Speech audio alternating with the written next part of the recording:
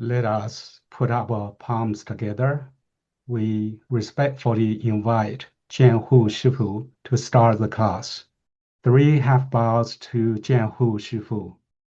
1 half bow to the Buddha. Ami Tuofu. So let us start the class as usual with 5 minutes of meditation.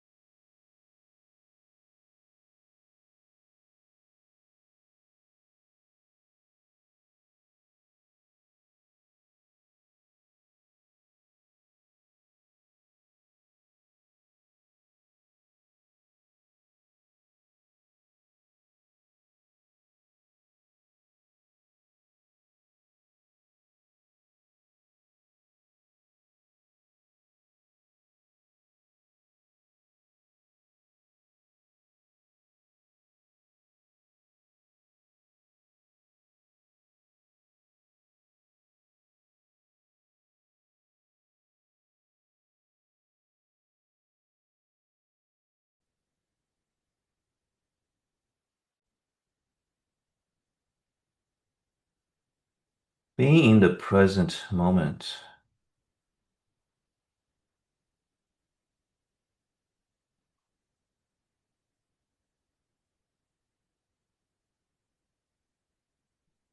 means that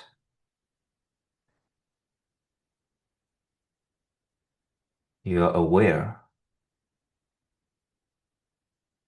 of what is happening at each present moment. When we focus on the breath,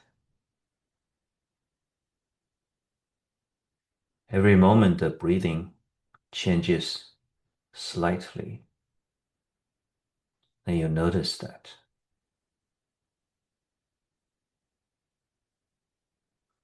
Because you are focused on the breathing, and you notice the momentary changes. This practice is both a training of concentration and clarity of mind.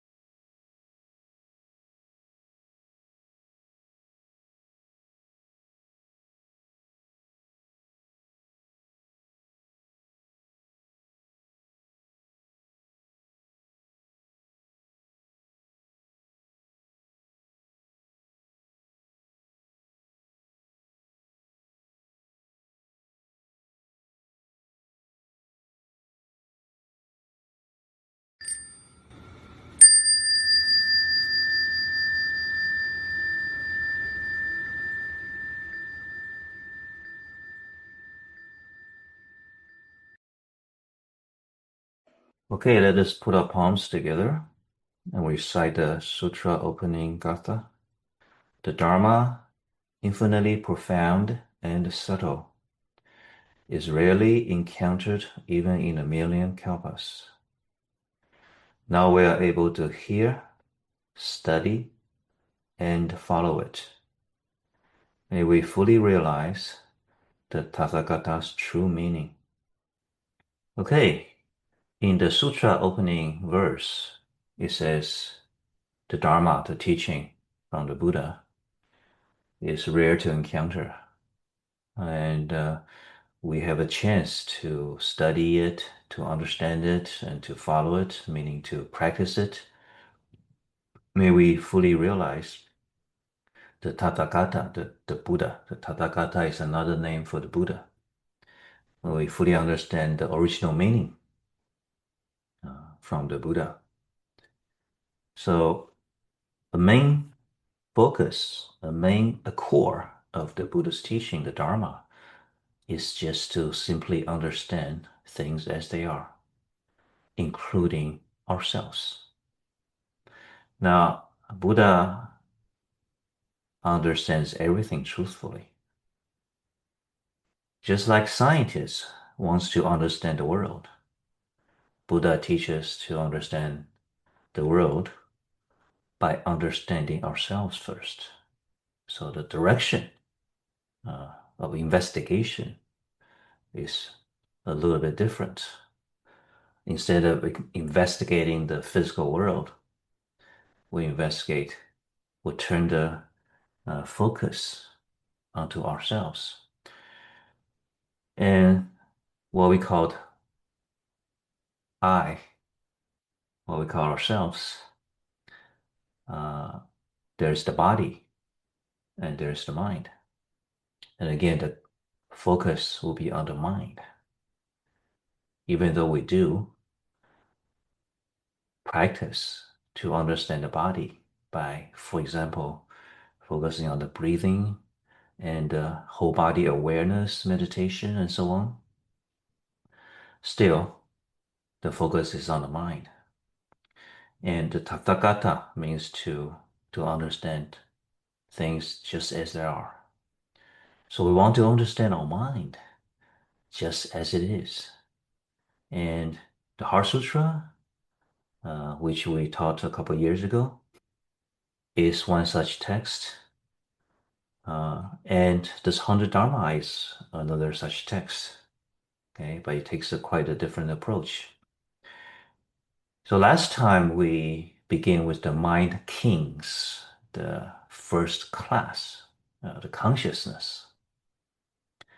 Now, it's not enough to understand the consciousness by themselves. We have to understand how the consciousness work with the different mental states, the different mental factors, and that's the second class, the 51 mental factors.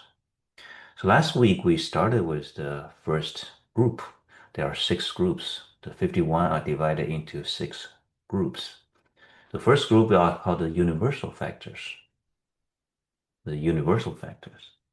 So they are, do you remember what they are without looking at the notes? The first one is attention. The second one is contact. The third is feeling. The fourth is conception. And the fifth is volition. So we only had time to cover up to the fourth one, which is conception. All the 5 mental factors are really important, especially, well, actually, the last 3 are really important. Feeling, conception, and volition. So let's look at volition now. So we talk about why they are universally active. So these 5 factors are present in every single one of our experiences, including right now, right? Including when we were meditating. First one is attention. The number 2 is contact, feeling, conception. Okay. So very quickly, attention is, as you understand it, attention directs directs our mind to look at, to focus on whatever the attention points to. Okay? So right now, you are focused on Shifu's speaking. What am I going to say? Contact is when our sense organs and our sixth consciousness is in contact with its object of interest. So if you're looking at the screen, at your screen, then your eyes is in contact with the screen. Yeah. So you see the notes. Now, don't worry if you cannot see the notes clearly, or well, hopefully you can see. Let's see. So you can make it bigger. All right, better. So don't worry about reading the notes. Yeah, uh, uh, you can just focus on what Shifu is saying. So more important is the sixth consciousness in contact with my voice, my speech. That is more important, right? So you listen and you understand, you uh, cognize, you recognize what Shifu is saying. That's more important when we're listening to the lecture. So the fifth of the five factors is called volition. Volition is a term that is used in Buddhist world when translating to English. Now, the nature of volition is that of making the mind work. And its activities that of bending the mind toward and so on. When it grasps the characteristics of an object that causes good and so on, it urges the mind to create good. All right, so this is a technical phrasing of what it is. Basically, what it means is that volition is the mental factor, the mental state that causes you to act. Cause you to act next in the next moment. Okay, so in this moment, you decide what you're going to do next moment. Whether it's thinking, whether it's to speak, whether it's to do something with your body. So you smell the tea, you say, oh, I like to have some tea. So the nose consciousness was activated and attention was on the tea. Right, so through the eyes and the smell, you see the tea right there. So the next moment, you decide to pour some tea into the teacup and bring the tea to your mouth. That action, what makes the mind to make that decision and then to act on it. That's the volition. Okay, so volition is the agent, the mental factor agent that make us create karma, right? So refresh. What is karma? What is karma? Karma is simply the action. Now, there are three types of karma: mental, or physiological, or psychological, mental, and verbal, and physical. Okay.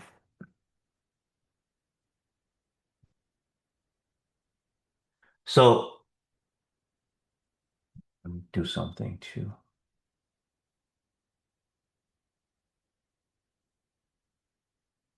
Okay. So in English, the term karma has come to take on a lot of meaning, right? And so when we talk about karma, we are not referring to just the action itself. It's a loaded word. It means the Buddhist understanding of action, which means that action has impact, has consequences. So the consequences of your action is part of the concept of karma now.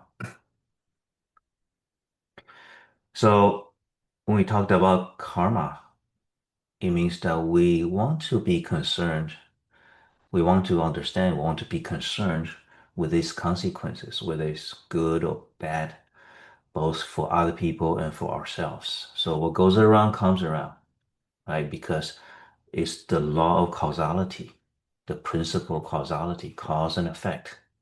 When we create good karma, consequences come back to us as blessings, some sort of blessing or fortune, something good. And when we create bad karma, when we hurt others, the consequences that eventually come back to us is something bad as well. Okay? The treatise on karma formation is a Yogacara text. Explains that there are three types of volition. So volition is actually a quite complicated mental factor. There are three types of volition. One is called deliberative volition, and that is the part of volition that deliberates, that examine and consider an object or situation in order to reach a resolution. So when we see a site, when we see something, we scan what is in front of us. A lot of times we need to quickly make a decision on what we want to focus on and ignore the rest. Yeah. When you are looking at the tea, you're ignoring everything else on the table uh, and what's beyond the table, right? So it's a deliberate action to focus on the tea.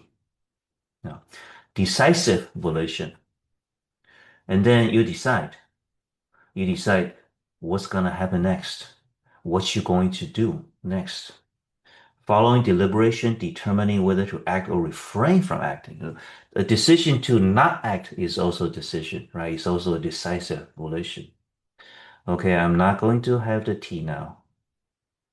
I'm going to have the tea now. That is a decisive volition. Active volition, then, is once the decision is made, the mental decision is made, this is what triggers physical movements, whether it's speech or hands or your legs. You decide, okay, I've been sitting in front of the computer for an hour. I need to get up and take a break. I need to move my arms and legs. I need to go out and breathe some air. So you decide. It turns into a physical action. So that's the active volition. So mentally you decide, I'm going to stand up now. I'm going to sit here and listen. I'm going to sit here, listen to Shifu in this lecture instead of going to the fridge and look for something to eat.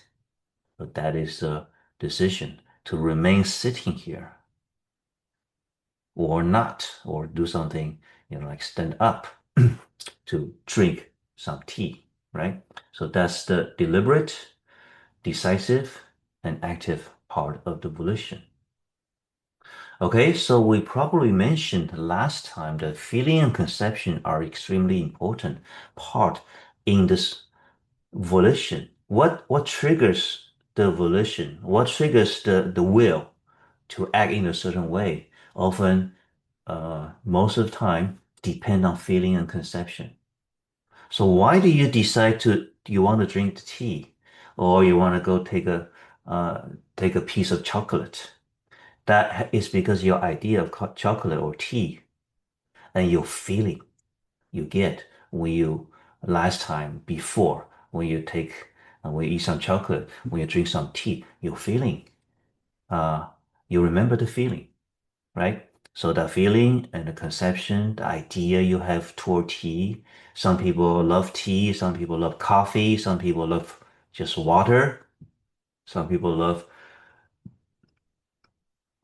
soda, right? So that previous idea and feeling together is what help the volition decide what to do. Okay.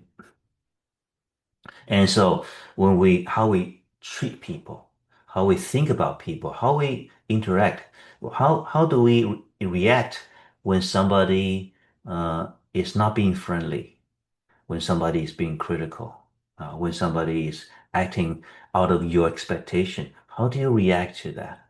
When you're faced with challenge, uh, your feeling and conception triggers the volition and make you say something or not say something. So recently, one of the followers was telling Shifu, uh, after learning Buddhism for this year, after these years, she began to examine.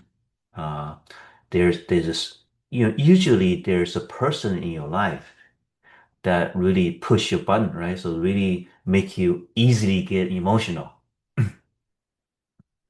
So that person, uh, she said, continues to make the same mistake at work. So as a boss, as a manager, uh, she she quickly gets triggered by this person, even though she's very nice to most other people. So now she begin to reflect when that person triggers your emotional response. She stops and reflect. Do I really want to say what I'm about to say out of habit? Or am I going to uh, stop, change to adopt a different reaction? See, so adding that part, that the reflection, means that you begin to change your concept of the situation. And you notice the feeling is still the same. You still don't feel good about it. You feel upset about it, right? Why do you keep making the same mistake? So that feeling is still the same, but then if you want things to change, you have to change beginning with the conception that how you perceive the situation. Yeah. So if you want your diet to work, you have to change your conception of your favorite food that's not doing you good, right? You have to change that conception, the idea toward the cake, the pastry, right? Or the ice cream. You need to change your idea about that. So alaya consciousness, the eighth one, uh, is only associated with these five mental factors. So we can think of the sixth consciousness as the operating system of a computer handling user interface. So um, the external environment is the situation we run into in our life. Uh, Interpreting these interactions and then presenting results, right? So we are in a situation and we think about it, through our sixth consciousness, and then we interpret it to, wait, this is a friendly situation, this is a threatening situation, this is a situation I like, this is a situation I want to walk away from, right? And our sixth consciousness decide how we like or dislike, or how we going, how we read this situation. So it's presenting the results. Or you want to solve a problem, you want to resolve an issue. Your sixth consciousness help you to draw upon past learning, past knowledge, past experience, and then you come to some sort of plan, right? So the I/O drivers that connect to the cam and the microphone. So your computer, or your phone has a camera, right? And it has a microphone that listens to your command, right, listen to your voice. So these are the low level connections to the CPU. The I/O drivers that connect to the cam will resemble the first five consciousness, your sense organs, right? So your camera and your microphone are the sense organs for your computer, for your phone. Then the eighth is like the compiled machine code that's constantly talking to the CPU and hardware devices without the user ever noticing. That's kind of geeky, right? Basically, it's the low-level processing, the low-level automatic processing. And once the computer reads, whether you type or you talk, so the operating system take care of that, handle it, interpret it, and then send it to the eighth. So eighth records everything. The alaya records everything in the very low level. In a very low level. You don't notice it, you don't know how it works, but it works constantly. So in this analogy, what is the seventh consciousness? So that's a question for you. Does the computer, as an analogy of us, does it have a self? Okay. So we can apply this. This is kind of a little bit subtle. Uh, the alaya consciousness is not our sixth consciousness, right? So right now you're interacting with Shifu or with each other, mainly through the five senses and the sixth consciousness. So the seventh and the eighth are the seventh is kind of like the subconscious idea of the self. Okay. And then the eighth is like the lowest level processing. So in the computer is the zeros and ones through the chips, the circuit through the circuit, and then that's the low level processing. Okay. So the alliance attention is a very low level subtle drive for karma seeds to be in contact with conditions that may activate the seeds. Remember, the eighth has all the karma seeds, meaning all our past experiences. Now, our past experiences are going to have impact into the present or the future. But so which event, which past situation is going to unfold and have an impact right now? In our terminology, that's the karma seed. Which karma seed gets sprout, gets to develop, and have a fruit, have a consequence, right? So that's a very low level attention to keep to generate the drive, the volition, to make the karma seeds be alert when the right situation is there. The contact keeps the karma seed warehouse connected to the organism of this lifetime. So the karma seed is not a physical thing. It's not like somewhere in our body there are little tiny seeds or tiny little, molecules. That's the karma seed. No, it's not physical. But then it's connected to this body, and to these sense organs, to the brain, connected to the brain. Because in this lifetime we have to use this body as to generate the sixth consciousness, the senses, feed into our sixth. So when we die, this connection gets broken.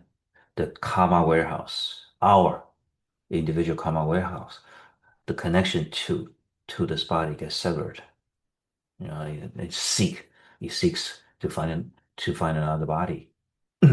Well, actually, the more correct way is that the karma seeds transform into a new body. And it holds on, makes that connection with that body, the fetus. And number two, provides conditions for karma seed development. So that's what happens right now. Right now, we say, okay, what are the five universals and why they are important? The feeling, conception, and the volition. We're beginning to understand the mechanism of a thought. We're beginning to understand how our thought process. That's what we're doing, right? So when we learn this, when we learn about the five universals and the five specifics and the wholesome dharmas and the unwholesome dharmas, we are planting seeds. We're planting dharma seeds into our eighth warehouse. Instead of, for example, planting TikTok seeds, right? Planting YouTube seeds, or planting whatever seeds. We're planting dharma seeds into our subconscious. So the feeling, so the eighth consciousness also has feeling, but it's not the kind of feeling we are familiar with. We're familiar with happiness and sadness, and then feeling warm and feeling cold and so on. But that's That's a coarse level, associated with the sixth consciousness. But the low level feeling is a very low level, always neutral feeling. So the the alaya only has neutral feelings. It can't only have neutral feelings because if it has uh, unpleasant feelings, it's going to reject the pleasant seeds. If it has pleasant feelings, it's going to reject the unpleasant seeds. But it doesn't. It takes everything. Pleasant, unpleasant experiences, it takes everything. So its feeling about all these things are neutral.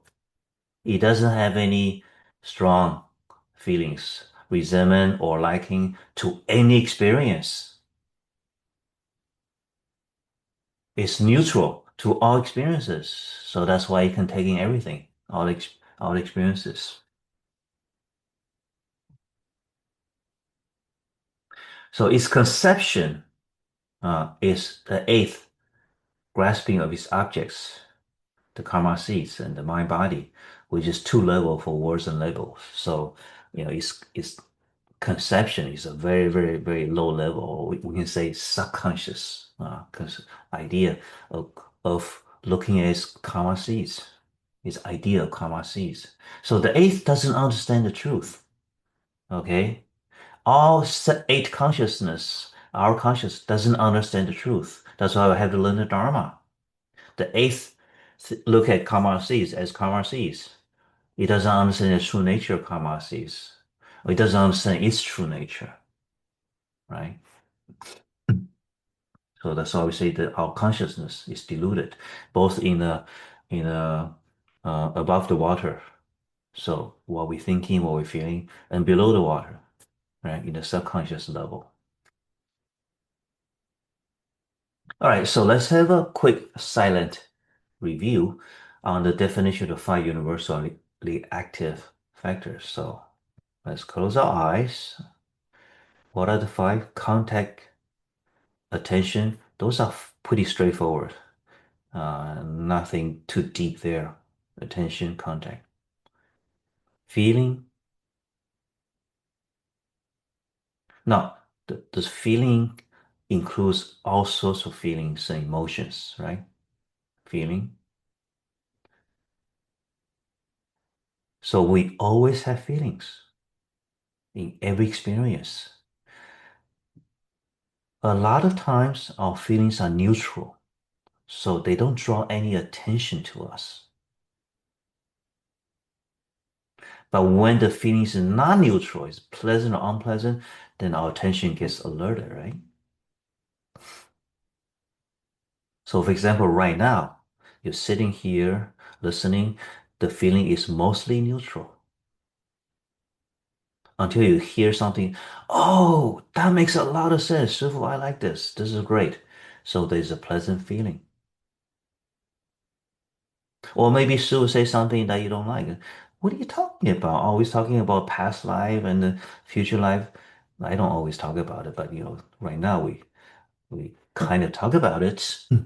So you may have unpleasant feeling, right?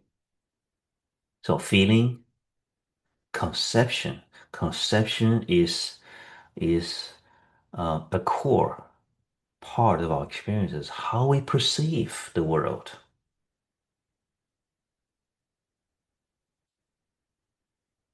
And then the sixth consciousness are using all the mental factors to paint over our experiences, to paint over our direct experiences. So in our direct experiencing of the breathing or the whole body or eating something, touching something, there's a direct experience, and then our senses doesn't do much except to bring the data. The first five bring the data, and the sixth consciousness decide how I feel about this and what I am experiencing. What I am experiencing, that's the conception, that's the labels, everything. Give a tag, they give all kinds of tags to the situation. So the sixth consciousness is the painter of your life. It paints the picture that you think is your life in the world. So when you change your conception, you change your experience. You change your view of life or people.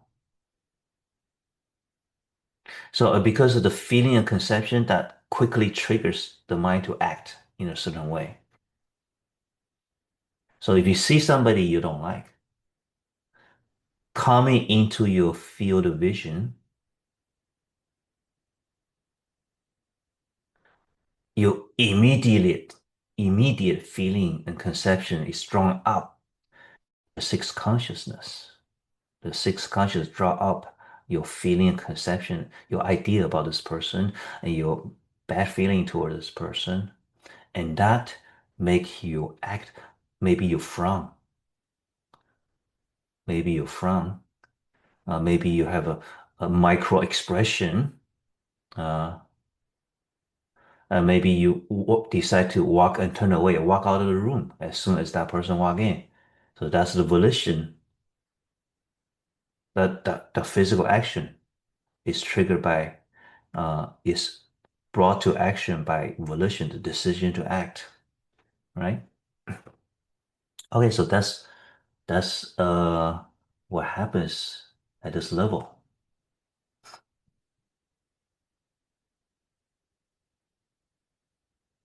All right, now we're going to look at the next group of mental factors, the five specific uh, dharmas, are desire, resolve, mindfulness, samadhi, and discernment. Okay, so these are really interesting. Let's look at them. The specific dharmas are so named because they are mental activities that arise only with specific objects. For example, desire, wishes for pleasing objects, the object of desire. So not necessarily a physical object. It could be a physical object, could be your conception, your idea of the physical object, right? Actually, it's always your idea of the physical object. It's never the real object itself. When you desire some donuts, the object of your desire is your conception, your idea of donut. Right? So somebody look at donuts, oh, great food. I want some now. That's your conception. It's a very pleasing thing. It's a spokesman for your tongue. But that conception is not a spokesman for the rest of your body, right? So somebody else who is more health conscious looks at the the donut, and the conception that's drawn up is fat, sugar, uh, greasy, fried in oil, right? That's the kind of conception, the perception that it has about this donut. So very different conceptions of what a donut is to you. So both types of people have opposite reactions. But the donut is the donut, Objectively, the donut is what it is. It's always been what it is.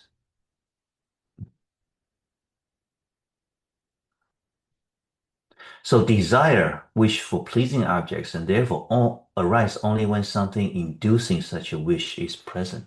So the conditions, something in last week we used the example of walking on the street, you're passing these stores, and suddenly there's a chocolate store, and that your tension is drawn up, right? Oh, that's the object of my desire. So in that case, desire is in the front, in the forefront now, drawn by your sixth consciousness. So your sixth consciousness draw up this desire mental factor in that situation. If you're not interested in chocolate, you walk past, no desire. Your sixth consciousness is working. So sixth consciousness is your regular mind, right? Your regular mind is working. But then when you sees the chocolate, there's no desire. You just walk right past it. Right? So it's specific. Unlike feeling, conception, volition is always there. So when you see when chocolates, the window dressing, right, is in your field of vision, you're not interested. There's attention is not given to it, right? So attention contact is the same, but the conception and the feeling are different. So desire is not present. Your volition is nothing interesting. I keep walking, keep walking. That's a volition. Like the five universal mental activities, these five are also present a lot of the time. They're present in wholesome and unwholesome and neutral mental states. In other words, when you are having wholesome thoughts, these five specifics may be present. When you're having unwholesome thoughts, these five specifics may be present too. So they're powerful. They're powerful in this karma creation, right? They are in all conscious cognitive states spanning across the triple realm. What that means is in the human realm. In humans, they are there. As humans, we have these five specifics. All humans do. But in the animal realm, right? In the animal realm, the fish, the dog, the cat, the mosquito, they all have these five mental states too. And by other realms, like the heavenly beings, the hell beings, and so on and so on. Unlike the universal mental activities, these five are not present all the time and not each associated with all eight kinds of consciousness. So the universals are associated with all eight consciousness, but these are not. We're not going to, we don't need to examine them right now. So we talk about the seventh consciousness, and we mentioned quickly that the seventh consciousness are associated with these four mental factors: ignorance about the self, view of self, self-conceit, and self-love. These five mental factors. Okay. Of these, the false view of self, the view of self is a false view. It's a type of discernment. So remember the five specifics: desire, resolve, concentration or samadhi, discernment. Discernment. Discernment is when we decide, uh, usually correctly, but sometimes incorrectly, we decide what this is. Is the crucial discernment is the crucial thing for understanding. For understanding a subject, for understanding what people say, for understanding when we're studying, for understanding a situation. That's discernment, right? We make right discernment, we make wrong discernment as well. So here in this case, it's a wrong discernment. It's oh, Alaya is my God, is me. This is me. That's who I am, right? In the low level sense. So that is an example of discernment. It's erroneous. But the other four specifics uh, are not associated with the seventh. Okay, let's look at desire. Desire. So desire is obviously a very important mental factor for Buddhism, right? Yogacara or any other school, any Buddhist school, any Buddhist teaching, desire is always a very important topic. In fact, when you, in many English introduction to Buddhism, they talk about the Four Noble Truths. There's suffering, there's the cause of suffering, which is desire. There's the ending of suffering, which is nirvana, and there's a path, the Eightfold Path to the ending of suffering. So often in Western, simple, quick introduction to Buddhism, desire is the cause of suffering, which is not wrong, but it's too simplified. It's too simplified. So desire has taken on a bad, uh, what's the word? When we think about desire in Buddhism, usually it's negatively associated. Oh, that's a terrible thing. Buddhism doesn't like desires. But that's actually, we need to know that there are two kinds of desire. Well, two sides to desire. Desire has the nature of wishing for a pleasing object. Its activities are supporting effort. That is, it acts as a motivation for further efforts. So effort here refers to other mental activities that continues. So once you have a desire, your mind's gonna keep going, right? Your mind's gonna keep going and generate all kinds of different mental factors. So it supports that. Desire, you can think of it as the motivation, the drive, helps with the drive. It works with volition to keep your drive to work on something. So desire can be wholesome or unwholesome. All right. So when we think negatively of desire, it's because it's often associated with unwholesome mental factors like uh, greed, like anger. When we don't get what we want, we get angry, uh, and we become blind to logical reasoning.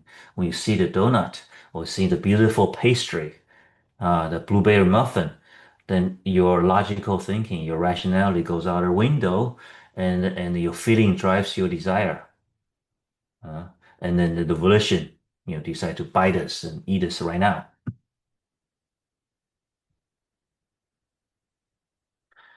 Now, because it does associate with wholesome factors, right?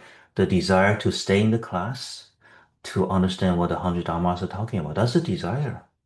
And that's a great desire. It's a wholesome, good desire. Helps our Dharma learning. It helps gaining wisdom about, gaining understanding about ourselves, how our mind works. And it can help change our life. So that's a wholesome desire. The wish for enlightenment can become the driving force for our liberation. So the wish for enlightenment, the Bodhi mind, to generate the Bodhi mind, that is also a desire. It's the greatest desire. The greatest desire is the desire to become a Buddha and the desire to liberate all living beings, all sentient beings. That is the greatest desire ever in Buddhism. The uh, uh, most important desire. So when we say bring forth the Bodhi mind, generate the Bodhi mind, the desire for become a Buddha, the wish to become a Buddha, make a vow to become a Buddha, to go on this path, that is also desire. That's the most wholesome desire. So that wholesome desire is going to drive us to continue to study and practice and meditate. Or your desire to complete college and get a degree, your desire to improve your work, the quality of your work, your desire to to accept criticism from other people. Is that, okay, I'm going to improve myself, but then often other people see my faults more clearly than myself. So I want to change myself. I want to, starting from today, I want to listen to all criticisms and then use my discernment to uh, judge whether to accept this criticism and then follow the advice or to reject that criticism. It is desire and discernment working together. And that action that you take, when somebody is being critical of you, your volition comes in, your desire, uh, your anger, or your wish to become better, your conception of the situation, uh, leading to the discernment that I should sit here, be quiet, and listen with a little smile. That your discernment, this is actually good for me. whether what he says is true or not. This is good for me to listen and um, accept the situation. That's a discernment. Or your discernment may be this person is no good. I don't like him. I'm gonna yell back at him. All right. So that's a discernment too. So that's something we want to say about desire. Remember, it can be wholesome desire. So wholesome desire is what we want at this point. Or put it this way, replace unwholesome desires with wholesome desires. So to pursue the five objects of desire, the five objects desire are form, sound, smell, taste, or touch. In other words, when we see, there are things we like. When we hear, there are the sounds or speech that we like. Yeah. And when we smell, there's the smells that we really want. And there's taste, a certain taste that we pursue. And touch, certain kinds of touch, how certain things feel, what fabric of your clothing or somebody's touching that creates desire in you. So these are what most ordinary people pursue in their lives. They pursue their object of desire through the five senses.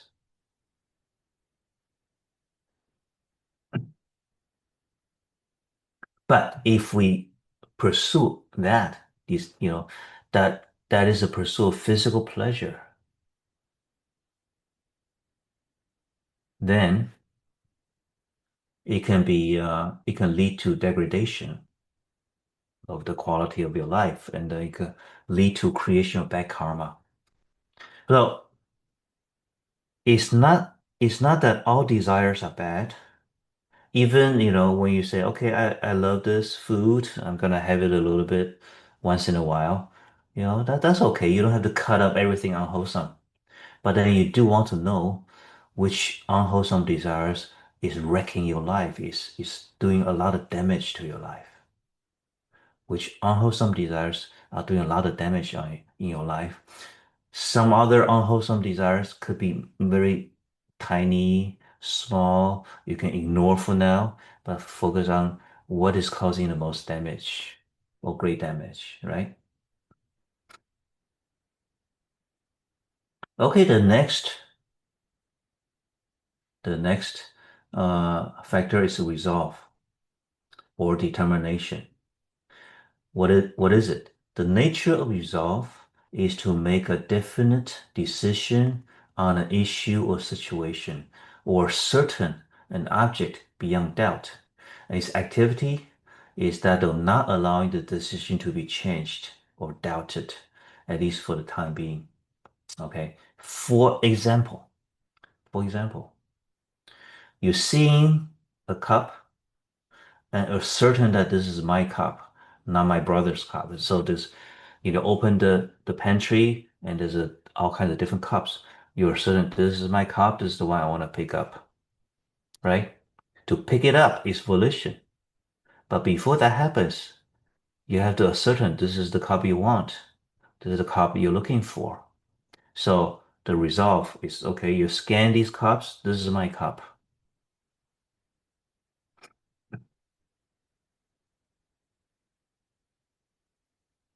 But that's a simple example. We resolve a situation all the time, a lot of times. Some are inconsequential, like picking up the cup. Some are quite consequential. Okay. So again, the resolve, when you resolve on something, when you ascertain something, that may be right, that may be incorrect. It could be correct, it could be incorrect.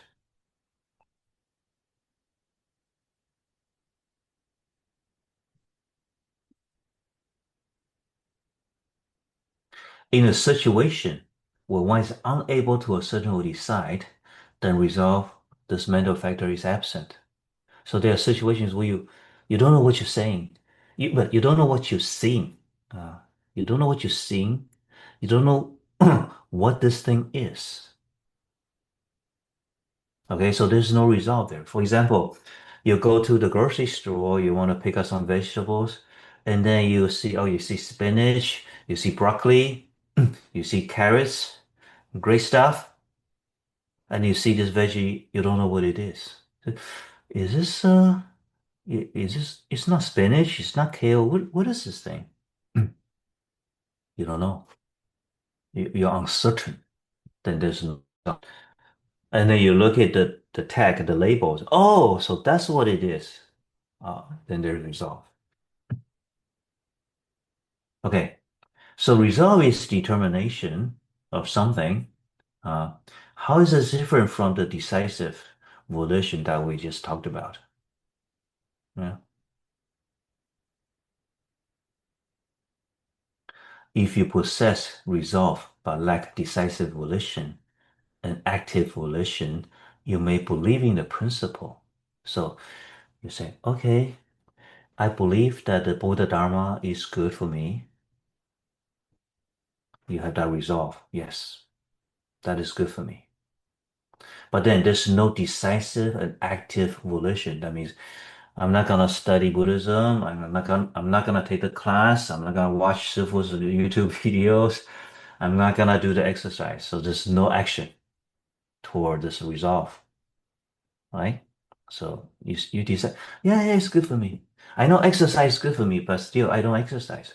But that's a resolve without volition. If you have active volition but lack correct resolve, you may act blindly and impulsively. This may become reckless action. So you're driving on the freeway, you see a car in front of you, you want to pass it. You know, some people driving habits are like that. As long as there's a car in front of me, I have a impulse, I have a desire to pass it.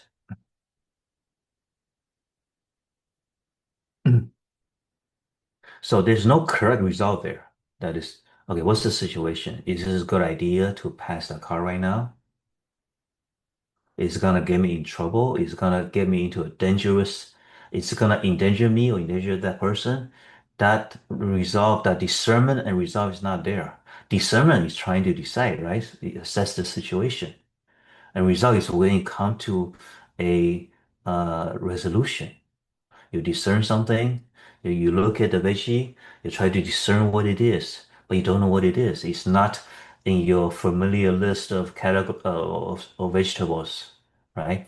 So there's a discernment, but there's no resolution. So when you're driving on the freeway and out of past habitual reaction, you want to pass that car no matter what. There's no discernment there. Discernment is not involved. Resolution is not involved. Uh, Resolution of whether it's safe to do this is not involved. Resolution of whether this is a good idea or not is not involved. The desire to pass him is directly drives your volition. So it becomes a reckless action. So resolve involves a conviction in one's understanding, recognition or determination so that it's not easily changed. It's not easily changed. So this is a cute little situation that actually happened, right? Many years ago, one disciple, uh, Shifu is doing some teaching in a classroom, uh, and then there was a plate of fruit. So one disciple, uh, a couple of disciples were talking about what this fruit is. It's actually apricot, but the disciple is not familiar with apricot. So she said, "This is plum." So the other person is questioning, is this a real plum? It doesn't look like a plum. So there, you see, in that situation, there's discernment and there's a resolution. So for the first disciple, the discernment is that what is this fruit? And then the resolution is that this is a plum. And the other person, there's discernment too, but there's no resolution, right? I'm not sure what this is. And then when the first person say this is a plum, that person has doubt.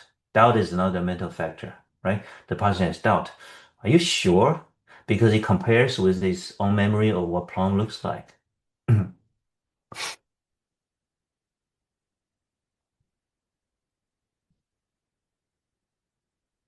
So in any case, there's a conviction in one's understanding. In the case of the first disciple, the conviction is that this is definitely a plum. And the other person says, no, I'm not so sure this is a plum. So recognition, determination is not easily changed. So the first person insists that this is a plum. It's not easily changed. Whereas in the volition stage, the mind may decide that I'm not sure what I'm seeing, so I'm gonna wait and see what happens. So the second disciple, the volition, decides to make that person say, I'm not sure what this is a plum. Are you sure? That's the volition. That's the action. So in this case, volition is there, but firm resolve is absent. So this, reminds us to think about our actions. What kind of actions do you do without thinking, without a careful discernment and resolution? You know what you're doing. Do you know what you're doing? A lot of times we take our actions without knowing what we're doing. We're doing it because other people are doing it. We follow what other people do. So when we follow what other people do, we see, we do a little bit of thinking, right? Or maybe no thinking, and then volition. But there's no discernment. There's no discernment with the situation. Why do people do this? Yeah. So when I first came to United States, when I was no, when I first came to the Bay Area as a monk, a one of the disciples took me to the San Francisco Pier, right? So we sat down at a store. She offered the disciple offered something for me. So the ordered a banana ice cream boat. So that first time I seen something like that, and I was shocked because the banana ice cream boat uh, it's a long banana sliced in half and 3 scoops of ice cream. You never eat 3 scoops of ice cream in Taiwan at the same time, right? As a kid, you're lucky if you get a spoonful, right? And then when you're really lucky, you get a scoop. But the scoop is about this big. In Taiwan, a scoop of ice cream is about this big. At least when I was growing up. In America, a scoop of ice cream is this big. It's this big. That's 1 scoop. So 1 scoop is not the same size. And there's 3 scoops. And plus all these colorful sprinkle chocolate chips and whatever, everything on it. It's how can a person eat that much sugar and how that much ice cream in one sitting? So what? So a lot of Asians when they come here, they adopt the eating habit of this culture. Some are good, some are not good. Without thinking about it, there's no discernment. Okay, mindfulness. So this is really, really crucial mental factor in Buddhism, right? Mindfulness, one of the 5 specifics. So what is mindfulness, actually? What is mindfulness? Memory? It's related to memory. If you are mindful, then you remember it. You are more likely to remember this in the future. If you're not mindful, then you don't remember in the future. You don't recollect it. So mindfulness is associated with memory. It's not the same as memory, but it's definitely associated, has that memory quality in there. Its nature is that of causing mind to record clearly and not forget an object that has been experienced. Okay?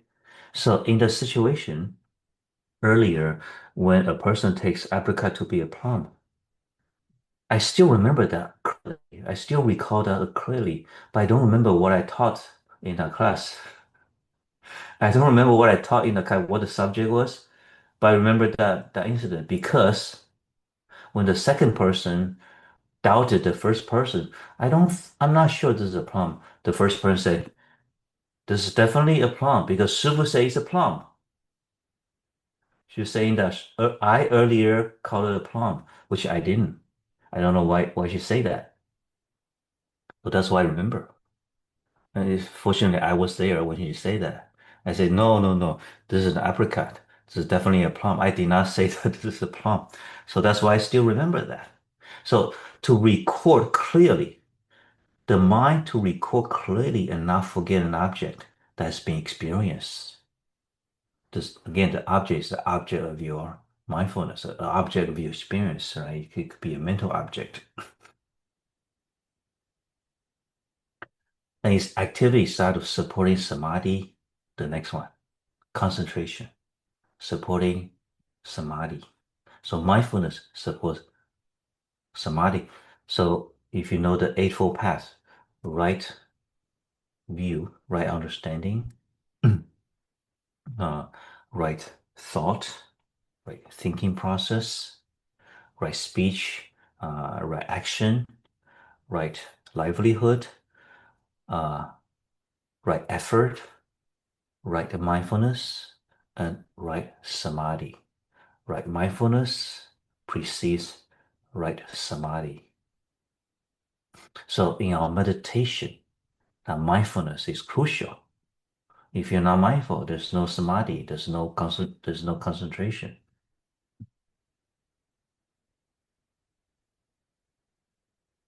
Its activity, meaning its influence, what consequence it's gonna cause. It's supporting samadhi because it steadily holds and experiences the object and prevents its loss, thus inducing samadhi. Okay, so we'll look at that later. So when we meditate, for example, when we focus on the breath, it's not enough that at this moment you know what is happening in your breathing. You're breathing in, you're breathing out, you notice the momentary changes. You notice the momentary changes that's happening right now. That's good. That's great. But that's not enough. You need to have mindfulness, uh, meaning that you record this clearly and not forget. You record clearly. So it to be mindful means that your mind needs to be very sharp and clear. The mind is clear, not cloudy, not fuzzy, not dizzy, not half asleep, not drowsy. Right? These are all opposite of mindfulness. So when we experience something, we experience it with mindfulness. So when you brush your teeth in the morning and before you go to bed, you brush your teeth. Were you mindful? Most people were not mindful. It's just going through the motions. And then a couple of minutes later, okay, it's gone. It's done. So you can practice mindfulness of brushing your teeth. You record, you mentally you record clearly what's happening. So you are aware of the angle of your brush and the pressure, the right pressure you want to put onto your gum and the teeth, right? And then are you doing the front and the back and the in between? Are you getting to the crevice and so on? So tea ceremony was developed in Chinese monasteries about 1500 years ago to practice this Zen in a Zen monastery, in a Chan monastery, to practice, to turn daily activity into a mindfulness practice. The whole idea of tea ceremony is not about first you do this, and second you do that, and then third you do that. You got to do it with absolute precision. That's not that's not the crucial part about tea ceremony. The crucial part about tea ceremony is to mindfully experience the drinking of tea as a practice of applying mindfulness to simple daily activities. Okay? So if a recent experience is not remembered clearly, the mindfulness was missing. For example, forgetting where your phone is. So when you put down the phone because you were doing something else, you were not mindful of that which you did. Your focus was something else. You put your phone down because you need to do something else. So your focus was there. Your attention was there. Your attention was there. So your hand knows to put down the phone so that you can have a hand to have a do whatever you're doing. But then you don't remember where you put your phone because the mindfulness was not there. So mindfulness is closely related to recollection and memories. Mindfulness can be just a clear, unbiased recollection of past teaching or experiences. But mindfulness is also the clear, unattached experiencing of present events. So right now, at this moment, if you're really mindful, when the class is over in about 30 minutes, you will remember most of what we said. If you were not mindful during these couple hours, you would have already forgotten. As soon as, so say, see you next time. All right. Finally it's over. And you don't remember much of what Shifu actually said. So that means there was no mindfulness or little mindfulness there, right? If you are mindful, you can remember most of the points in the talk, not just my talk, anybody's talk, right? Any speech. So when I was in grad school, uh, in grad school is when I really got interested in Buddhism. So I learned about mindfulness. So I said, okay, I'm going to practice mindfulness. So I walked into a class that I didn't sign up for. It's a subject that I didn't know about.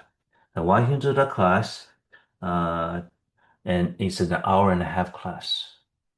I purposely sat there without taking any notes. So just sit there, listening, really, really focus on what the professor was saying. And then after the hour and a half class, in my mind, I can remember all the important points. Of course, I was young at the time. But the point is, this can be trained. Whether you are young and old, this is mindfulness or sustained mindfulness. A quick way to define what meditation is sustained mindfulness. When you can maintain that mindfulness through a period of time, like 20, 15 minutes, 20 minutes, then that is a form of meditation. It's easier to practice when you're sitting down. That's why we do sitting meditation. But then you can practice mindfulness or a moving meditation when we're doing the walking meditation, right? That is a meditation because you're sustaining your mindfulness with each step. The mindfulness at each step, right? That's walking meditation. So by the same token, You can practice mindfulness when you're brushing your teeth, when you're folding, when you're making your bed, when you're washing the veggies and preparing for a meal, when you're talking to people, when you're listening to people. Mindfulness could be applied to everything that you do.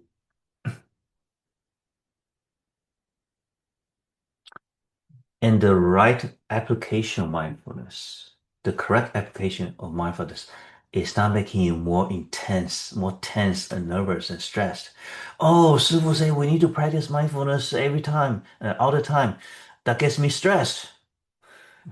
That would be wrong. Because supposedly the more mindful you are, the more calm you are, right? Okay? This is important. Just because you're supposed to practice mindfulness, you know, every day as much as possible, doesn't mean you get whole gung-ho, uptight about it and get yourself stressed out. That is not, it's the opposite of mindfulness, right? So the more mindful you are, the more calm and sharp at the same time. Isn't that great? Isn't that desirable? Isn't that how you want your life to be more of? You know, you want your life to be more of calmness, yet the mind is sharp. Now you're calm, you're peaceful inside, but your mind is sharp. That's mindfulness. So I didn't put it in here. I should. Yeah. So Shifu talked about the qualities of mindfulness. One, you're in the present moment. You're in the present. And two, uh, you're being objective. When you're very biased, even though your mind could be very clear, but you're clearly biased, then that's not mindfulness either. Okay, or it would be called the wrong mindfulness, the wrong type of mindfulness. Okay, so unbiased. Uh, and third, calm. So unbiased means objective, right? So in the present, you are objective, you're unbiased, your mind is calm.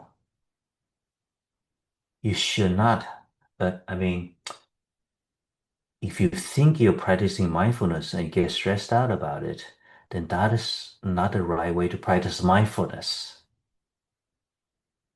When you practice mindfulness the right way, your mind is calm or gets calmer. When you apply mindfulness, your mind gets calmer and calmer. Yeah, let's say you're very stressed out about something or you're anxious about something. So meditation can help, mindfulness can help. So when you're really stressed, forget everything, just sit down and observe the breath mindfully. So your mind is in the present, you're aware of the air going in and out, right? In the present, you're being objective, but it's easy to be objective when you breathe, when you focus on the breathing. So that's why we use breathing. It's easy to be objective, right? If you're sitting here going over your political views, it's very hard to be objective. So you sit here and focus on the breath, right? Objective, present, and the fourth thing is doing what you should be doing what you have decided you want to do, right? So you should be focusing on the breath. There is focus. There's focus. Yeah. And there's clarity of mind. You're aware of what's the air going in and out. When you do this for 5 minutes, your mind becomes calm. So calmness is not a prerequisite of mindfulness, but it's actually what happens when you continue to be mindful. That's what happens. You become calm and more peaceful inside.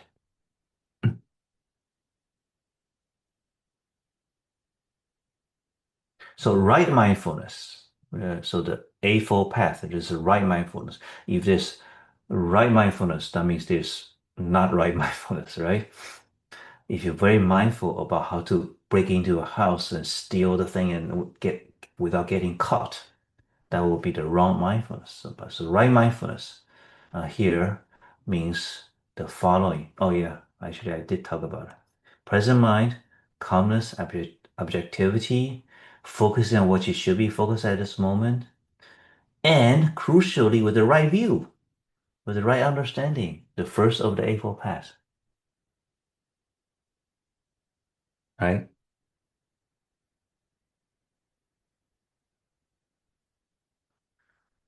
So a person could be mentally studying how to make a bomb and blow up a building, but that person has false views, unwholesome views, or deluded views. So here's the right view is what makes right mindfulness. So when we talk about mindfulness in the context of Chan practice or meditation, Buddhist meditation, we usually referring to right mindfulness by default. Okay, right mindfulness. That means you need to include the right view or the right understanding of something. So the reason we're doing meditation is that it can bring us to enlightenment, the understanding of reality as it is, the tathagata, right? The tathata, the suchness, the tathata, the suchness. And that can benefit myself and can benefit people around me and even people who don't know me, right? So that mindfulness, that meditation is useful. That's why I'm practicing mindfulness. That's why I'm practicing meditation. If I'm practicing meditation, hoping to gain some supernatural powers, so I can take advantage of people, that will be the right wrong mindfulness. So the right view is important. View is a discernment. When we say right view, right understanding, that's a discernment and often with resolution, right? Resolve and discernment. All right, samadhi. What is samadhi? Its nature is that of causing mind to be absorbed in your attention on a contemplated object and not become distracted. Its activity is that of supporting wise discernment. So discernment is the next one, right? Wise discernment.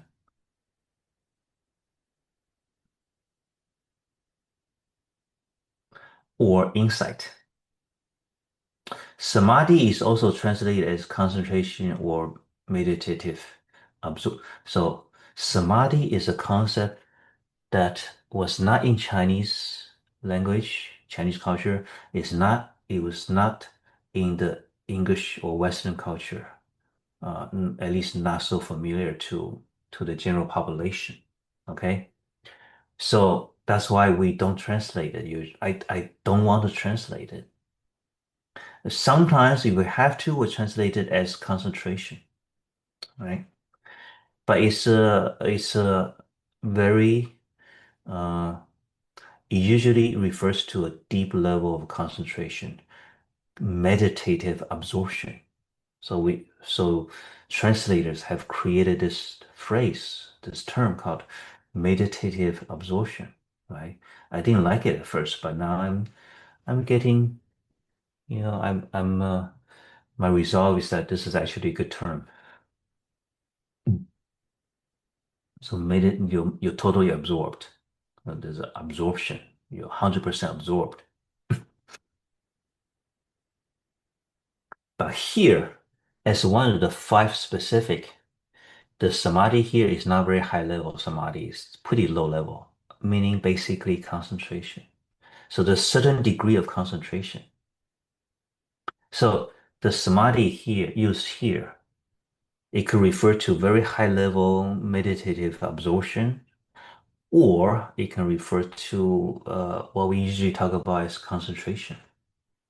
So when you focus on a study, when you focus on playing piano, when you focus on listening to others, there's concentration, there's samadhi. When a person is talking to you and you're looking at your phone, so,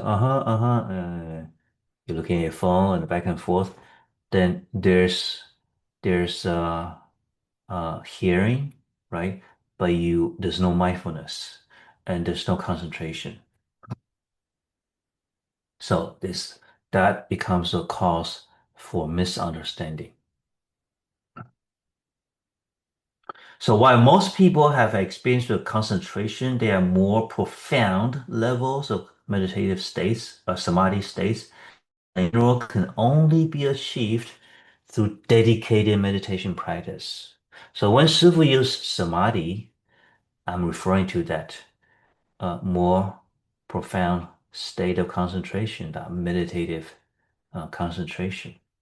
Okay.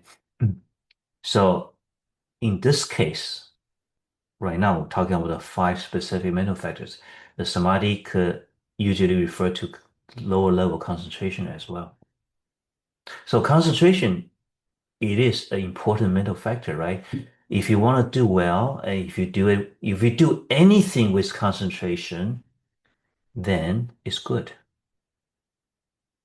You will learn faster and better and remember it better, right? If you do it without concentration, you could be wasting a lot of time, wasting your time, wasting the teacher's time or other people's time. And so you do without efficiency, without it's very low quality work when there's no concentration. So concentration is something very important in our life. It's crucial in Buddhism.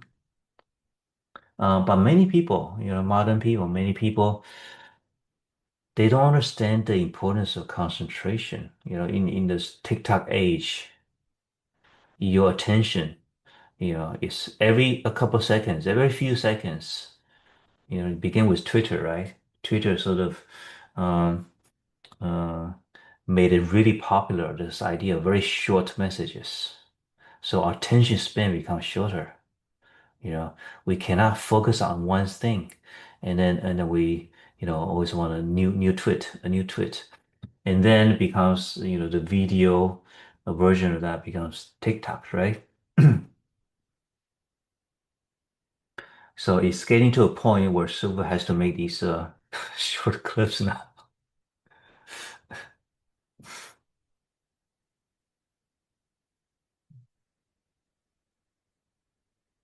So a quality of concentration is not easily deterred by distractions. So when you focus on listening, yeah, so in the previous weeks, there were a lot of frogs making noises while I was teaching. So I'm focusing on the teaching, so I know the frogs are there, but it didn't really bother me. Today there's no frogs. They gone somewhere else.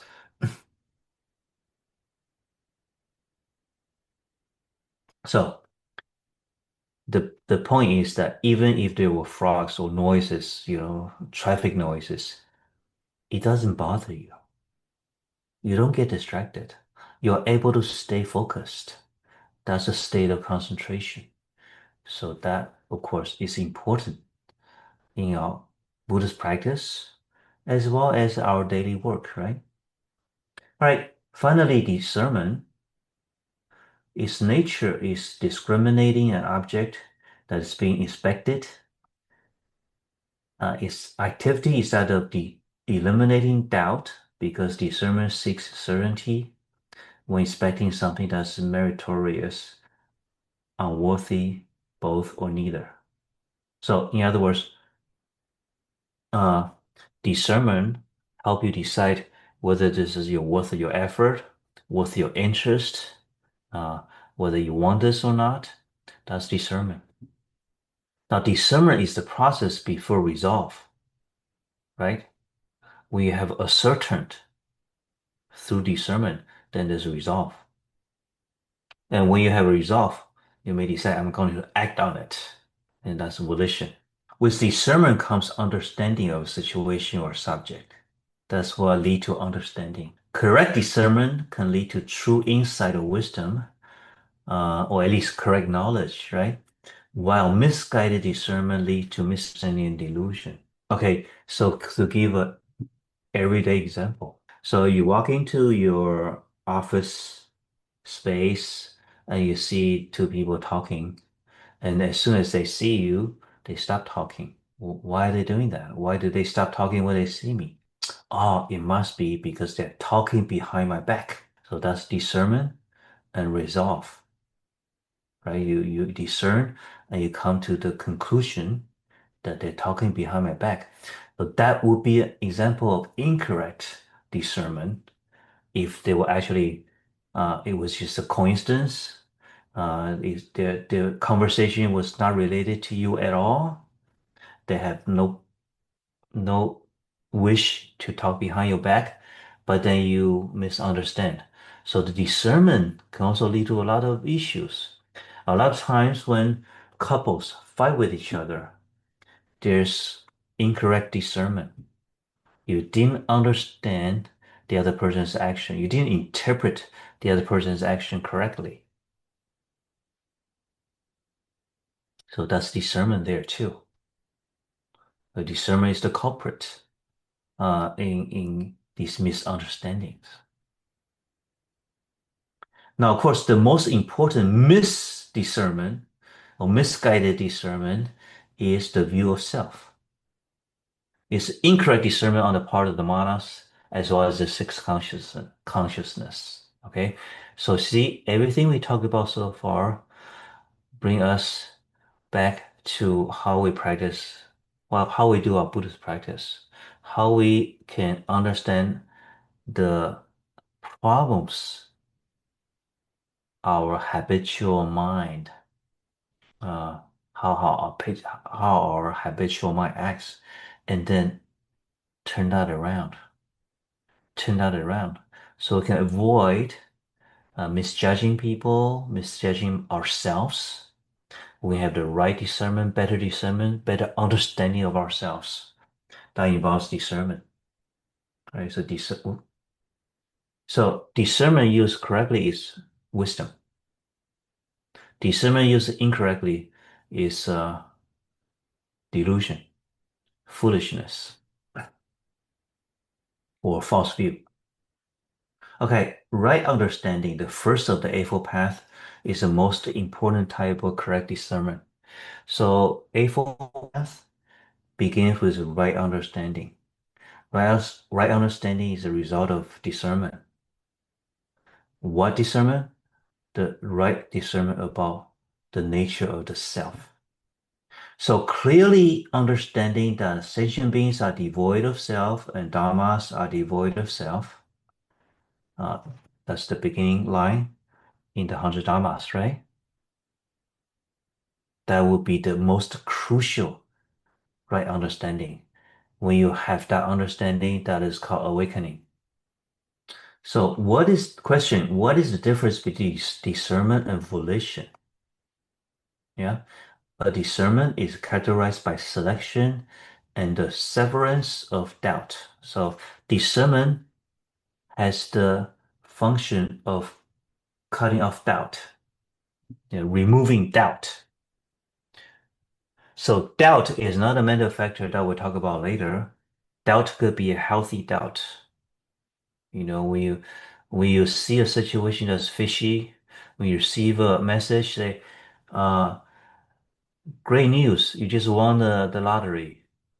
You just won $1 million. You only need to pay $1,000 to get it. You get suspicious. Yeah. So the doubt could be a healthy doubt. It could be an unhealthy doubt, irrational doubt, right? Buddhism, bogus. I don't want to hear about it. It's a superstition that doubt is unfounded, irrational doubt. So discernment is what removes doubt. Includes investigation, analysis. Its essence lies in reaching a certain and clear understanding of the object of situation. So volition is universal. It's characterized by causing the mind to engage in action, creating karma, as a function of harnessing the mind towards karma. In other words, it brings out karma. It drives the process of deliberative volition. During this deliberation, one might employ discernment. So remember volition, this deliberation part. The deliberation part calls out discernment. So it's the volition that calls discernment into action. So volition, you have a will. I want to understand this. I want to understand the situation. I want to understand the subject. So that volition calls discernment. And keep the discernment going. That's deliberate volition. Keep the discernment going until you have a resolve. When you have a resolve, you can have a decisive volition.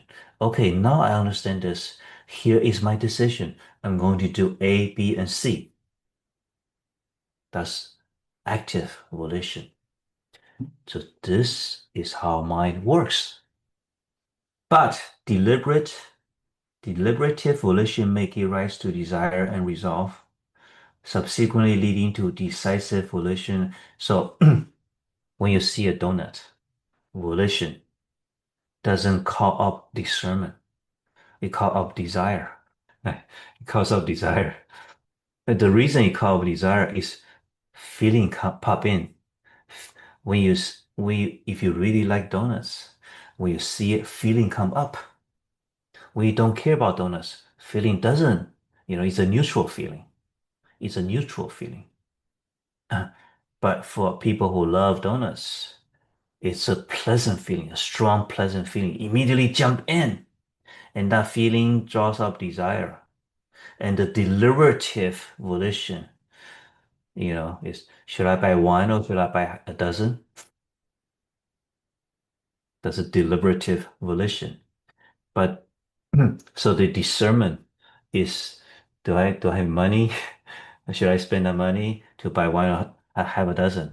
It's not about whether you should or not, whether the discernment was whether you can afford it or not. So that leads to a decisive volition. I'm going to have a dozen. And that leads to action, paying to get it. And the next experience will be opening the box in your car before you even get home and you start eating three of them. So you see, there's a lot of volition, a lot of desire, a lot of feeling, no concentration, no discernment, no correct resolve. The resolve was eat another one. So these specific factors may be triggered, may not be triggered. Discernment may be, the right discernment may be there, may not be there. So when you're passively attending a lecture, when you have no desire, okay, I'm attending Shifu's 100 Dharma because I should, but the desire is not strong. Okay, or my friend invited me to attend, so I don't really care so much. There's no desire.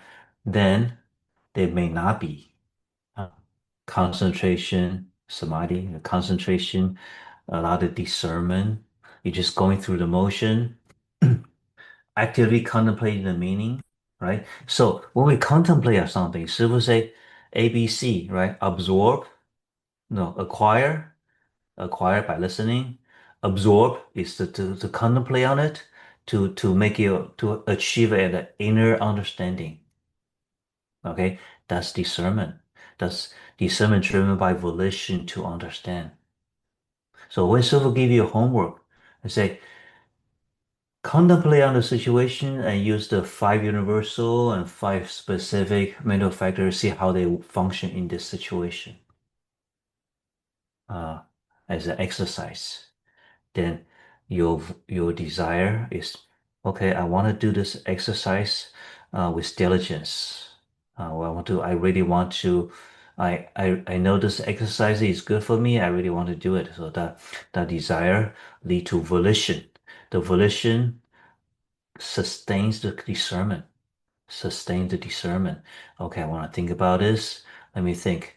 when reaching for a donut, when reaching for a carrot, when I reach, you know, when I decide to do this or not do, when I decide to do a meditation, if only for 5 minutes, by the discernment, resolve, volition, and maybe leading to concentration, because when you meditate, you have concentration.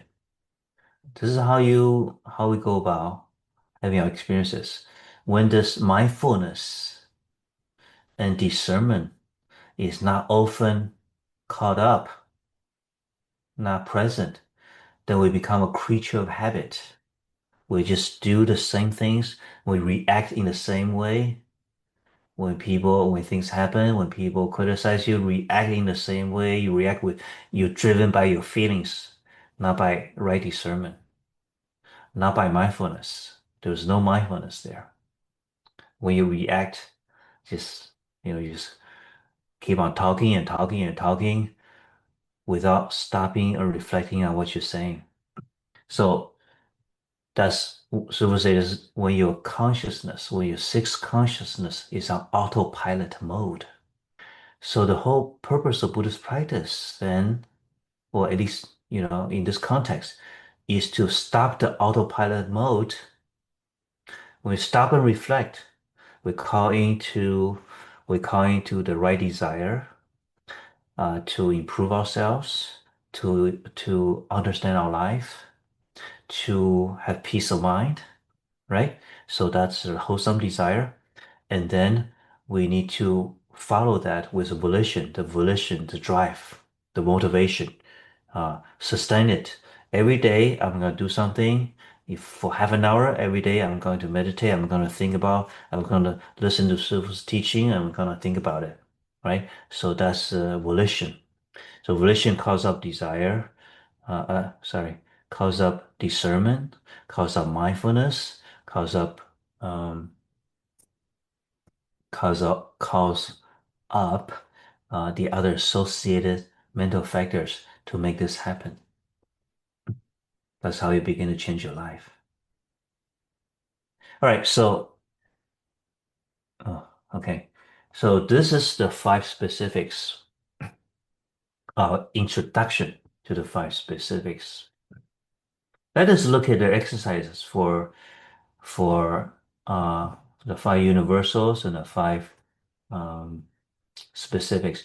Now, when Shifu was giving these examples, right, whether about meditation, whether about donuts, about facing criticism, and so on, we are by default talking about the sixth consciousness, right? The sixth consciousness commands all these mental factors together. So again, there are 3 parts to our exercise. One is thinking and internalizing the teaching. B is meditative practice. And C is daily application. So we got about 10 minutes, okay. Observing the mental factors. When you are reading, your mind is directed toward the book, that's attention. The eyes and the words on the page meet, that's contact. Eye consciousness and sixth consciousness arise together. They co-arise, right? Feelings are generated. For example, if the lighting is too bright for you to read comfortably, too dark so you can't see it, or the words are large enough or too small, right? When the feelings may be pleasant or unpleasant, if you're studying a subject you're interested in, even though it may be difficult, the feeling is pleasant. When you are studying a subject, when you're forced to study some subject that you're not interested in, then it may be easy, but the feeling is unpleasant. The words make an imprint in the mind. So that's in conception. From words to concept. From words to concept, that's conception. That's the universal. As one performs the reading, the volition, you gotta keep reading for 20 minutes. The book is interesting and one continues to read the desire to, oh, maybe not 20 minutes too short. I want to read another chapter. With concentration, Yeah. The words are recognized and ideas considered as conception, mindfulness, discernment are all involved here.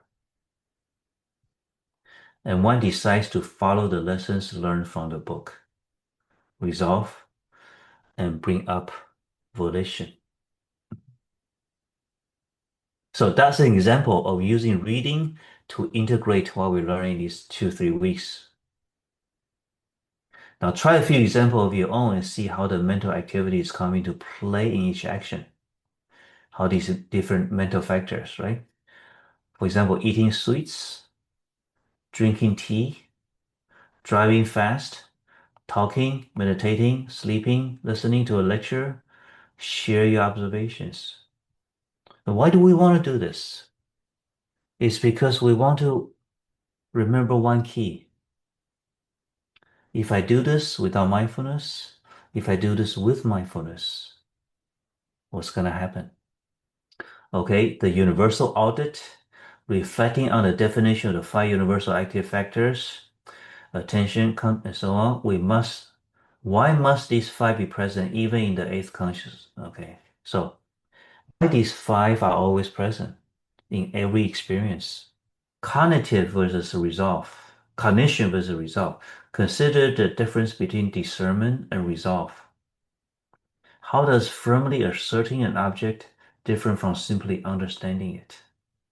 So resolve, you have decided that this is what it is.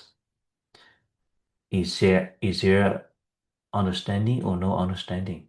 A lot of people come to a resolution, come to a certain something without right understanding. For example, when you watch on social platform, when you see a post about some person doing something, you emotionally react to it. That means you have resolved. You believe in that post, what that post say about that person, without true understanding, without thinking about, does this make sense? Is this actually what happened? Is this that person's interpretation? Is that actually what the person is about like? See, that requires discernment and understanding.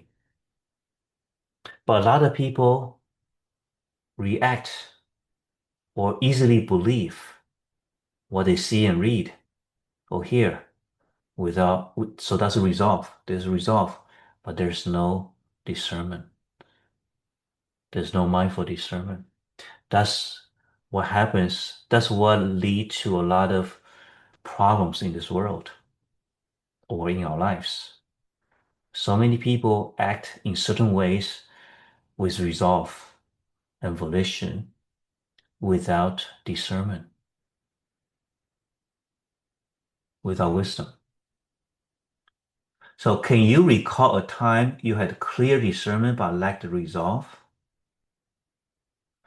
So in both cases, do you remember your past experience where you had resolve without discernment? Do you remember experience where you have discernment but without resolve? The driving force. Analyze the role of desire as a specific factor. Given that desires can be wholesome or unwholesome, how does it serve as a primary motivation to further effort in your life, whether it's effort that will make you happy or effort that will make you unhappy? Yeah, when I was after I graduated from college, there was I had a job. I was working as a computer software engineer. In those days, we just call it programmer. I was a programmer. But no. Now we call it software engineer. All right, so I was a software engineer, and my uh, coworker in the same office. Sometimes she'll tell me about her relationships. So she's a very intelligent woman. She was a PhD candidate at UCLA, and then she was attracted to this muscle, good-looking guys. But often the person she was attracted to had not very bright. but she's very bright. So after a while, the relationship break up. And then she'll tell me a few months later, she'll tell me about the second relationship. It's the same thing. And then the third relationship is the same type. She always fall for the same type. So how does your volition serve as your primary motivation for further effort in your life? Do we repeat something that hurt us over and over again? When we do things that hurt us, for example, you yell at your kid every time he or she does something, and the kid gets upset and you get upset, but the same thing happens. The behavior doesn't change. You keep behaving the same way, and you react in the same way. You continue to yell at the kid, and then your relationship worsens. So something has to change, right? Don't expect the other person to change. The change comes from yourself. So should you change your reaction? If you want to change your reaction, how? That requires discernment, right? So you reflect, my way of reacting to this situation obviously is not effective in changing my kid's behavior.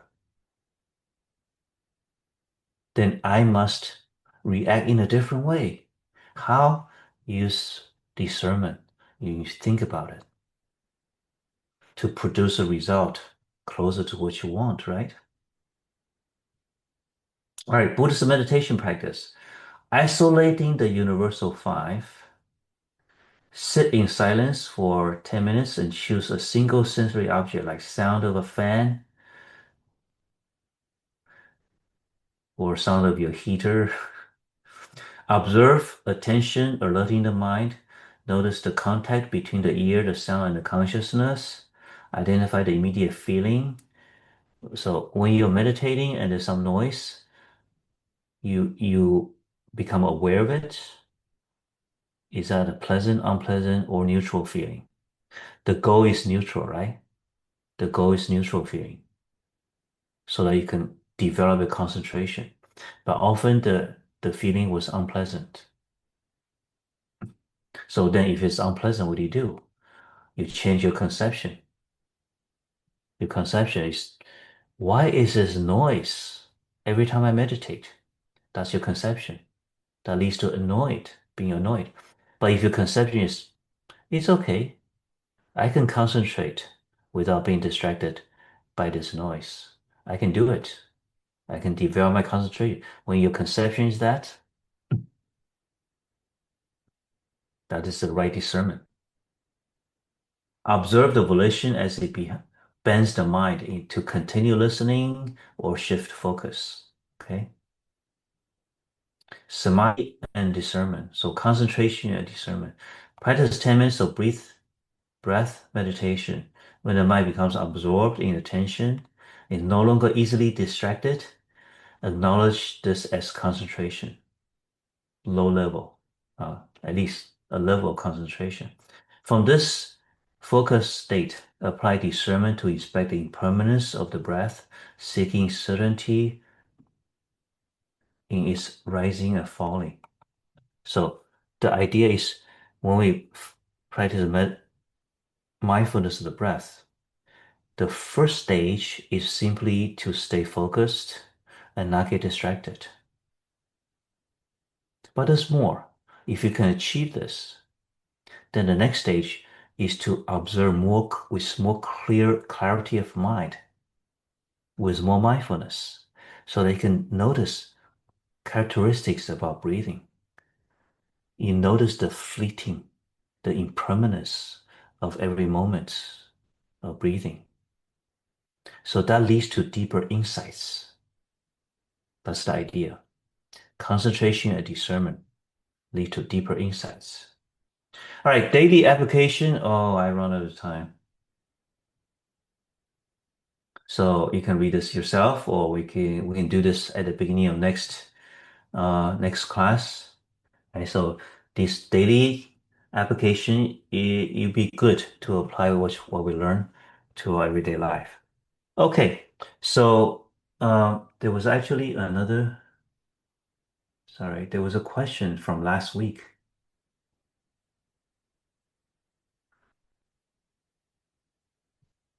What happens to the sixth and the seventh consciousness when the brain suffers illness such as dementia or stroke and lost the ability to comprehend?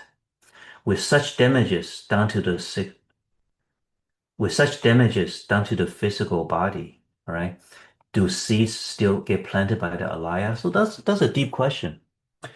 When a person is having signs of dementia, what is happening? So remember the sixth consciousness, it can arise by itself. And one of the self-arising uh, consciousness, sixth consciousness is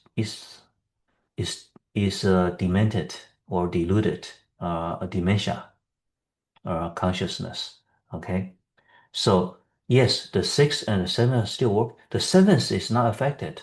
The seventh just hold on to this low level idea of the self. So the seventh is not affected. The sixth is definitely affected because it's normal functioning, right? The normal discernment and so on. The other 51 factors, a lot of them is not functioning anymore. Okay, but it's still acting. Dementia is still a function of the sixth consciousness. So with such damages, do seeds still get planted in alaya as usual? Okay, so here's the thing. When do you plant new seeds? Or when are you suffering or experiencing the consequences of old seed? When something happens without you calling for it, it's not a result of your action, but it just happens, then that is usually the result or consequence of past karma seeds. You're not necessarily planting new seeds if you just take it, accept it, and let it go. But if you react strongly, then you're planting new seeds. So when things happen to you, for example, when you lose your job, when your kid yell at you, when your boss yells at you, when your boss just for some reason just don't like you, it may be your past karma between you and your boss, not what you did in this life. But how you react to it can create new karma or not. Okay, we'll talk about it later. So the alaya consciousness, the seeds will new seeds be created? It's very hard to say. We need to examine specific situations. Okay, so that's it. Um, Let us take a couple minutes to reflect. Okay, I used up my time, so feel free to leave. Sorry, press the wrong button. Okay, so let me just take one question. If there's one question from the group, you can write in the chat room or you can talk. Oh, okay, so here's a question. Hey Google, find my phone. Can you actually do that? Tell Google to find your phone. That's a joke, right? Okay. So how can we tell we are improving our samadhi? I guess it is a little paradoxical to examine our level of samadhi while in samadhi.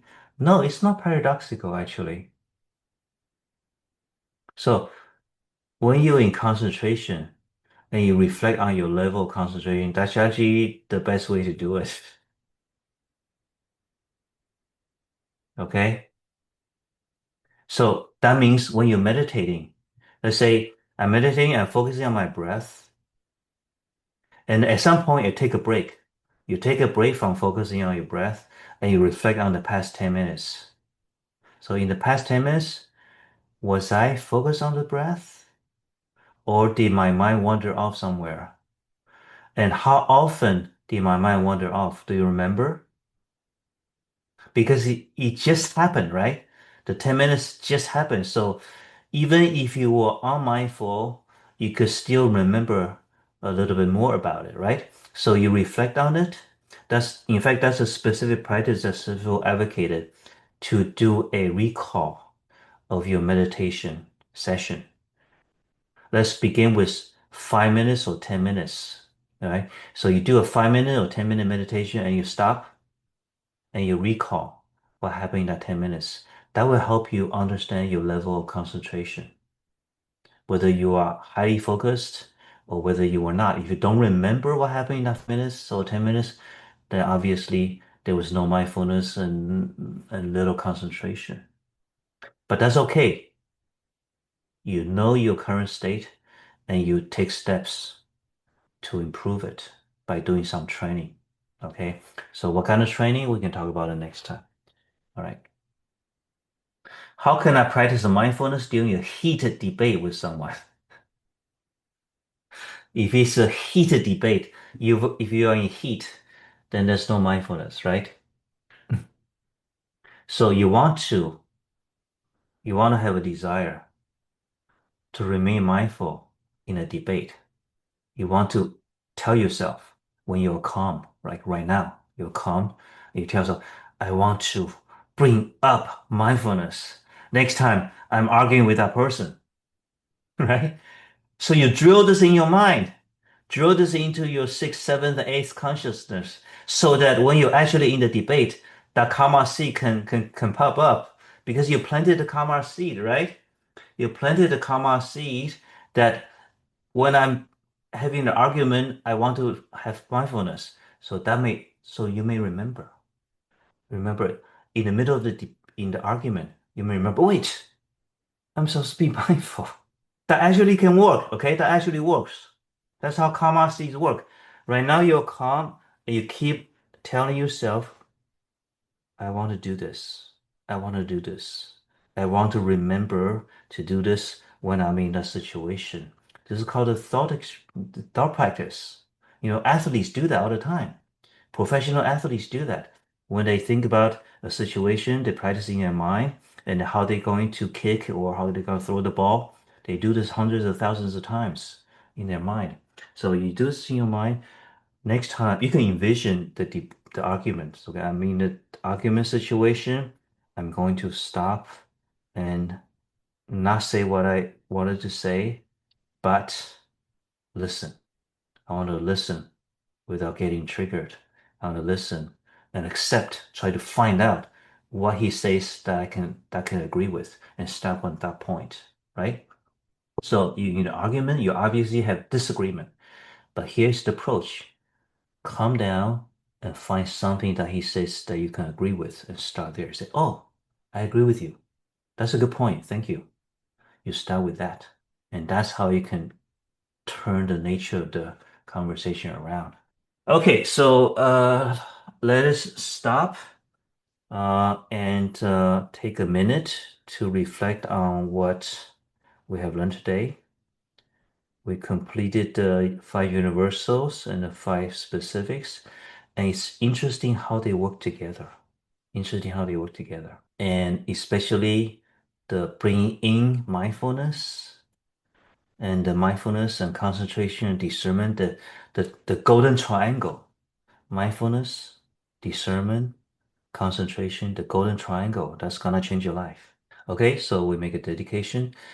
We dedicate the merits, the good karma, the merits from the good karma of studying the Dharma together today to all the participants and all the future participants and all sentient beings in the world.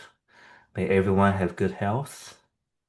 May everyone remember to put your mindfulness, concentration, and discernment to work so you can improve your life, improve your relationships, and achieve enlightenment. We also dedicate the merits to peace in the world. Okay, one more little thing.